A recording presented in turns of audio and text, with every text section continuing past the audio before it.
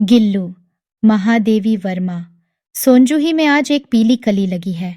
इसे देखकर अनायास ही उस छोटे जीव का स्मरण हो आया जो इस लता की सघन हरितिमा में छिप कर बैठता था और फिर मेरे निकट पहुंचते ही कंधे पर कूदकर मुझे चौंका देता था। तब मुझे कली की खोज रहती थी, पर आज उस लघु प्राण की खोज है। परंतु वह तो अब तक इस सोनजूही की जड़ीच में मिट्टी होकर मिल गया होगा। कौन जाने स्वर्णिम कली के बहाने वही मुझे चौंकाने ऊपर आ गया हो। अचानक एक दिन सवेरे कमरे से बरामदे में आकर मैंने देखा, दो कौवे एक गमले के चारों ओर चोंचों से छुआ छुओवल जैसा खेल खेल रहे हैं। यह काकभुशुंडी भी विचित्र पक्षी है, एक साथ समादरित अनादरित, अति सम्मानित अति अवमानित। हमारे बेचारे पुरखे न गरुड़ के रूप में आ सकते हैं, न मयूर के, न हंस के। उन्हें पितर पक्ष में हमसे कुछ पाने के लिए काक बनकर ही अवतीर्ण होना पड़ ढाता है। इतना ही नहीं, हमारे दूरस्थ प्रियजनों को भी अपने आने का मधु संदेश इनके कर्कश स्वर में ही देना पड़ यचता है। दूसरी ओर हम कौवा और कांव कांव करने को अवमानना के अर्थ में ही प्रयुक्त करते हैं। मेरे काक पुराण के विवेचन में अचानक बाध आ पड़ी, क्योंकि गमले और दीवार की संधि में छिपे एक छोटे से जीव पर मेरी दृष्टि रुक गई। निकट जाकर देखा, गिलहरी का छोटा सा बच्चा है जो संभवतः घोंसले से गिर पड़ा है और अब कौवे जिसमें सुलभ आहार खोज रहे हैं। काकद्वय की चोंचों के दो घाव उस लघु प्राण के लिए बहुत थे, अतः वह निश्चेष्ट सा गमले से चिपटा पड़ा था। सब ने कहा, कौवे की चोंच का घाव लगने के बाद यह बच नहीं सकता, अतः इसे ऐसे ही रहने दिया जाए। परंतु मन नहीं माना, उसे हौले से उठाकर अपने कमरे में लाई, फिर रुई से रक्त पोंछकर घावों पर पेनिसिलिन का मरहम लगाया।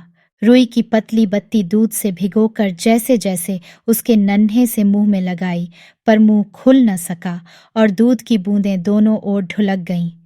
कई घंटे के उपचार के उपरांत उसके मुंह में एक बूंद पानी टपकाया जा सका। तीसरे दिन वह इतना अच्छा और आश्वस्त हो गया कि मेरी उंगली अपने दो नन्हे पंजों से पकड़कर नीले कांच के मोतियों जैसी आंखों से इधर उधर देखने लगा।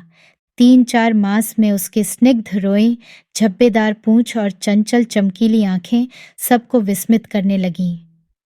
हमने उसकी जातिवाचक संज्ञा को व्यक्तिवाचक का रूप दे दिया और इस प्रकार हम उसे गिल्लू कहकर बुलाने लगे।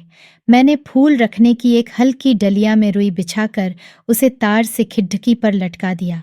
वही 2 वर्ष गिल्लू का घर रहा। वह स्वयं हिलाकर अपने घर में झूलता और अपनी कांच के मनकासी आंखों से कमरे के भीतर और खिड़की से बाहर न जाने क्या देखता समझता रहता था, परंतु उसकी समझदारी और कार्यकलाप पर सबको आश्चर्य होता था। जब मैं लिखने बैठती, तब अपनी ओर मेरा ध्यान आकर्षित करने की उसे इतनी तीव्र इच्छा होती थी कि उसने एक अच्छा उपाय खोज निकाला। वह मेरे पैर तक आकर सर्र से पर्दे पर चढ़ जाता और फिर उसी तेजी से उतरता। उसका यह दौड़ने का क्रम तब तक चलता जब तक मैं उसे पकड़ने के लिए न उठती। कभी मैं गिल्लू को पकड़ दचकर एक लंबे लिफाफे में इस प्रकार रख देती कि उसके अगले 2 पंजों और सिर के अतिरिक्त सारा लघुगात लिफाफे के भीतर बंद रहता। इस अद्भुत स्थिति में कभी कभी घंटों मेज पर दीवार के सहारे खड़ीडरा रहकर वह अपनी चमकीली आंखों से मेरा कार्यकलाप देखा करता। भूख लगने पर चिक चिक करके मानो वह मुझे सूचना देता और काजू या बिस्कुट मिल जाने पर उसी स्थिति में लिफाफे से बाहर वाले पंजों से पकड़ डांचकर उसे कुतरता। फिर गिल्लू के जीवन का प्रथम बसंत आया। नीम चमेली की गंध मेरे कमरे में हौले हौले आने लगी। बाहर की गिलहरियां खिद्धाकी की जाली के पास आकर चिक चिक करके न जाने क्या कहने लगीं। गिल्लू को जाली के पास बैठकर अपनेपन से बाहर झांकते देखकर मुझे लगा कि इसे मुक्त करना आवश्यक है। मैंने कीलें निकालकर जाली का एक कोना खोल दिया और इस मार्ग से गिल्लू ने बाहर जाने पर सचमुच ही मुक्ति की सांस ली। इतने छोटे जीव को घर में पल्ले कुत्ते बिल्लियों से बचाना भी एक समस्या ही थी। आवश्यक कागज पत्रों के कारण मेरे बाहर जाने पर कमरा बंद ही रहता है। मेरे कॉलेज से लौटने पर जैसे ही कमरा खोला गया और मैंने भीतर पैर रखा, वैसे ही गिल्लू अपने जाली के द्वार से भीतर आकर मेरे पैर से सिर और सिर से पैर तक दौड़ी लगाने लगा। तब से यह नित्य का क्रम हो गया। मेरे कमरे से बाहर जाने पर गिल्लू भी खिड़की की खुली जाली की राह बाहर चला जाता और दिन भर गिलहरियों के झुंड का नेता बना हर डाल पर उछलता कूदता रहता और ठीक 4 बजे वह खिड़की से भीतर आकर अपने झूले में झूलने लगता। मुझे चौंकाने की इच्छा उसमें न जाने कब और कैसे उत्पन्न हो गई थी। कभी फूलदान के फूलों में छिप जाता, कभी पर्दे की चुन्नट में और कभी सोनजूही की पत्तियों में। मेरे पास बहुत से पशु पक्षी हैं और उनका मुझसे लगाव भी कम नहीं है, परंतु उनमें से किसी को मेरे साथ मेरी थाली में खाने की हिम्मत हुई है, ऐसा मुझे स्मरण नहीं आता। गिल्लू इनमें अपवाद था। मैं जैसे ही खाने के कमरे में पहुंचती, वह खिड़की से निकलकर आंगन की दीवार, बरामदा पार करके मेज पर पहुंच जाता और मेरी थाली में बैठ जाना चाहता। बड़ी कठिनाई से मैंने उसे थाली के पास बैठना सिखाया, जहां बैठकर वह मेरी थाली में से एक एक चावल उठाकर बड़ी सफाई से खाता रहता। काजू उसका प्रिय खाद्य था और कई दिन काजू न मिलने पर वह अन्य खाने की चीजें या तो लेना बंद कर देता या झूले से नीचे फेंक देता था। उसी बीच मुझे मोटर दुर्घटना में आहत होकर कुछ दिन अस्पताल में रहना पड़ा। उन दिनों जब मेरे कमरे का दरवाज़ा खोला जाता, गिल्लू अपने झूले से उतरकर दौड़ाता और फिर किसी दूसरे को देखकर उसी तेजी से अपने घोंसले में जा बैठता।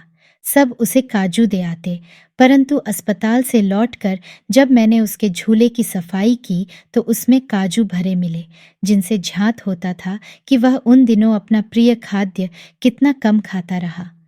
मेरी अस्वस्थता में वह तकिए पर सिरहाने बैठकर अपने नन्हे नन्हे पंजों से मेरे सिर और बालों को इतने हौले हौले सहलाता रहता कि उसका हटना एक परिचारिका के हटने के समान लगता।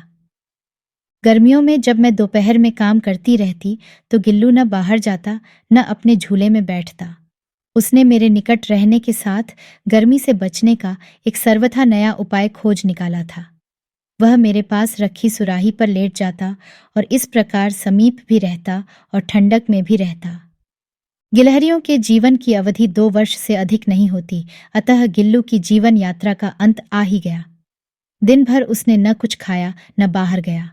रात में अंत की यातना में भी वह अपने झूले से उतरकर मेरे बिस्तर पर आया और ठंडे पंजों से मेरी वही उंगली पकड़ कर हाथ से चिपक गया जिसे उसने अपने बचपन की मरणासन्न स्थिति में पकड़ रहा था। पंजे इतने ठंडे हो रहे थे कि मैंने जाग कर हीटर जलाया और उसे उष्णता देने का प्रयत्न किया, परंतु प्रभात की प्रथम किरण के स्पर्श के साथ ही वह किसी और जीवन में जागने के लिए सो गया। उसका झूला उतार कर रख दिया गया है और खिड़की की जाली बंद कर दी गई है, परंतु गिलहरियों की नई पीढ़ी जाली के उस पार चिक चिक करती ही रहती है और सोनजूही पर बसंत आता ही रहता है। सोनजूही की लता के नीचे गिल्लू को समाधि दी गई है, इसलिए भी कि उसे वह लता सबसे अधिक प्रिय थी, इसलिए भी कि उस लघुगात का किसी वासंती दिन जूही के पीताभ छोटे फूल में खिल जाने का विश्वास मुझे संतोष देता है